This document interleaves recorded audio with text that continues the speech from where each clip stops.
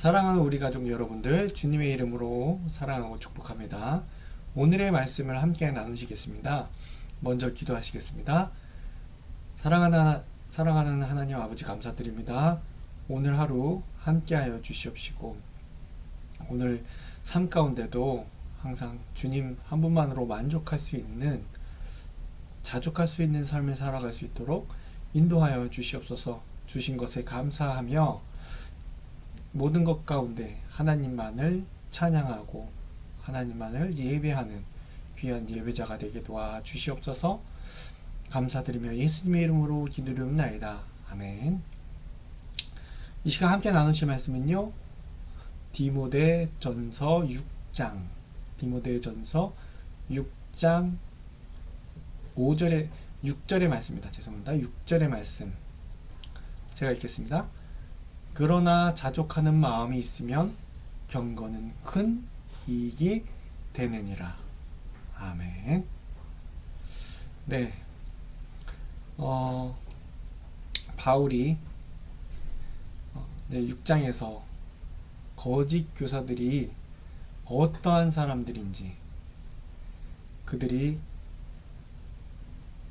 교만하고 변론하는 걸 좋아하고 언쟁하는 걸 좋아하는 뿐만 아니라 경건을 이익의 방도로 생각하는 자라고 바울이 그들을, 거짓 교사들에 대해서 앞부분에 설명하고 있습니다. 근데 이 경건을 이익의 방도로 생각하는 자들을 다툼이 일어나느니라 라고 말씀하시면서, 그 뒤에 자족하는 마음이 있으면 경건은 큰 이익이 되느니라 라고 자족에 대해서 바울이 설명해 주고 있습니다. 그 거짓 교사들, 하나님의 말씀을 이용해서 그 경건을 이익의 방도로 자신의 돈을 버는 목적으로 사용했기 때문에 이와 같이 바울은 얘기해 주고 있습니다.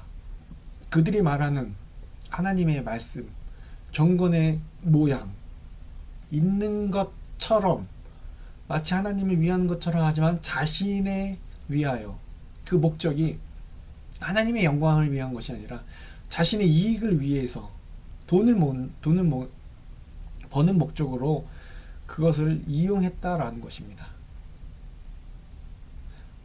지금도 마찬가지죠.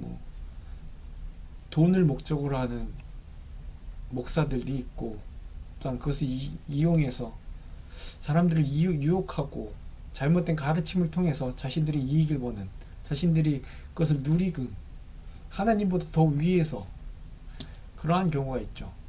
그렇지만 자족하는 마음이 있으면 오히려 경건은 큰 이익이라고 말씀해 주고 있습니다. 여러분, 이 말씀을 보면서 저는 이제 이러한 부분하고 연결돼서 오늘 말씀을 나누고자 하는데요. 우리에게 일용할 양식을 주옵시고 라는 그 말씀, 이 주기도문에 나와 있는 말씀, 오늘 그 부분과 어떤 부분이 일치 아니고 그것을 우리에게 어떤 유익이 되는지, 이익이 되는지 한번 나눠봤으면 좋겠습니다. 자족하는 것, 물론 우리가 자족하는 것 없이 살고 아무것도 없이 굶고 금욕하고 그런 삶을 살라고 바울은 얘기하지 않습니다. 왜냐면요, 8절에 보면 우리가 먹을 것과 입을 것이 있은즉 족한 줄로 알 것이니, 있습니다. 먹을 거, 입을 거. 그리고 하나님께서도, 예수님께서도 분명히 말씀하셨어요. 땀을 흘려야 먹을 것을 먹고 일하기 싫어하거든 먹지도 말게 하라 라고 바울과 또 창세기를 통해서 하나님의 말씀, 그리고 바울이 그렇게 가르쳤거든요. 무쇠로 사는 것이 아니라 그냥 그지처럼 살고 금욕을 함으로 너는 그냥 살아라 라는 것이 아니라, 분명 성경은 우리들에게 얘기합니다. 하지만 여러분, 자족한다는 것, 결국 먹고 사는 문제는 믿는 자나 믿지 않는 자나 동일한 중요한 문제지만, 믿지 않는 자도 하나님을 의지하고 사는 것인데 그것들을 그들이 모를 뿐, 결국에는요 하나님께서 주시지 않으면 우린 받을 것이 없다라는 것입니다. 그래서 우리가 먹을 것과 입을 것이 있은즉, 왜요? 주셨기 때문에, 하나님이 주셔야 하기 때문에. 그래서 주기도문에 예수님께서 가르치기를 일용할 양식을 주옵시고, 하나님을 의지하냐 의지하지 않냐의 차이입니다. 하지만 너희는 그들과, 여기 보면 거짓 교사들이죠. 그들과 같이 살지 말라고 하십니다. 생명을 주신 분이 누군지를 바로 알라는 거죠. 항상 그분께 감사하고 그분을 의지해야 된다는 겁니다. 이게 정이 뭐고 부가 뭔지를 알아야 된다는 거죠. 근데 많은 인생들이 어떻습니까? 자신의 힘으로 살아가고 그것을 자기 이익으로 하고 그러한 착각을 하며 살아가고 있습니다. 내가 대단해서. 더 나아가서 거짓 교사들은 어떻게 합니까? 하나님의 말씀을 가지고 이익을 취합니다. 하지만 우리는요, 하나님 앞에서 욕심을 부릴 위치, 그럴 자격도 없는 자라는 것이죠. 그리고 더 나아가 하나님께서 모든 사람에게 복을 주셔야 할 어떠한 이유가 없으시다는 것입니다.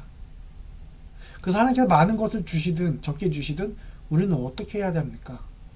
자족하며 살아가는 처지입니다. 과욕을 부리지 말고 자족하며, 아니 여기서 더 나아가서요, 다른 사람의 것도 생각해야 되는 것이 바로 저와 여러분들인 것입니다. 7절에 보면요, 오늘 읽지 않지만 우리가 세상에 아무것도 가지고 온 것이 없음에 또한 아무것도 가지고 가지 못하리니, 공술의 공수거, 아니다 빈손으로 왔으니 빈손으로 가는 거죠. 그렇다고 우리가 무소유로 살라는 것이 아니라고 앞서 말씀했습니다. 그리고 우리가 그래서 일을 하고 땀을 흘리지만 일용할 양식을 위해 구하는 것보다 더 많은 것을 우리는 가지고 있어야 된다는 겁니다. 감사. 왜요? 감사해서 그치지 않고 하나님께서 오시는 것에 감사하고 그 영광을 위해서 우리는 선을 베풀고 사랑을 나눠야 되는 것이죠. 그냥 머물러 있는 것이 아닙니다. 우리들에게 주님으로부터 모든 것이 나옴을 잊지 않고 주신 것에 감사하면서 거기서 더 나아가 자작하는 자로서 나눌 수 있는, 베풀 수 있는 자가 되라는 것입니다. 이것이 오늘 바울이 말하는 자족의 시작입니다. 이게 경건에 큰 이익이 있다는 이유가 바로 베풀 수 있는 자가 되라는 것입니다. 우리 주신 것에 감사할 수 있는 사회가 되었으면 좋겠습니다.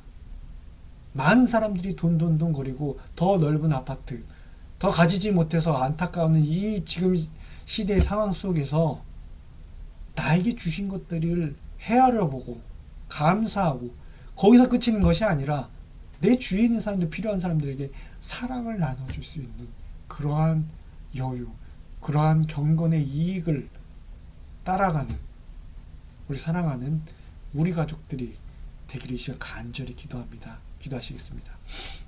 사랑과 은혜가 충만하신 하나님 아버지, 어떻게 하나님께 바라겠습니까? 주시는 것, 가져가시는 것, 모든 것이 주님께로부터 나오는 것임을 잊지 않게 하여 주시옵소서. 자족할 수 있게 하여 주시옵소서. 하나님보다 더 앞선 것이 없게 하여 주시옵소서. 감사함으로 주신 것에 감사함으로 자족하며 살아가는 저희들에게 도와주시옵소서. 거기서 멈추는 것이 아니라 베풀고 나눌 수 있는 그러한 하나님의 귀한 멋있는 자녀가 될 수 있도록 인도하여 주시옵소서. 감사드리며 예수님의 이름으로 기도드리옵나이다. 아멘.